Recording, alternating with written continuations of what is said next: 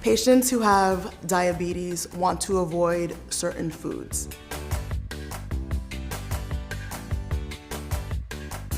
Looking at the amount of carbohydrates that you're taking in per meal, if you have a sweet, that's going to kick out something else. If you've planned for 45 grams of carbohydrate, well then that cake or that piece of pie at Thanksgiving is going to take that up. So that means that you can't have the pasta or the rice that perhaps would have also been offered at the meal. Any drinks that have a lot of sugar, they should completely be stopped.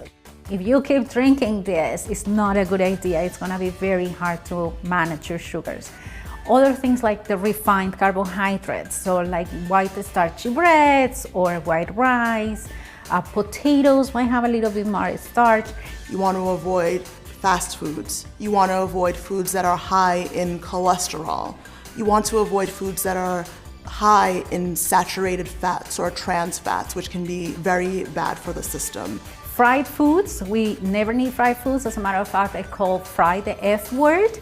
And fried foods just give you extra fat and calories that you don't need. There are many other ways how you can cook your food, like you can grill it, bake it, saute, you can steam your food, many healthier methods. So just avoid the calories and the fats from fried foods.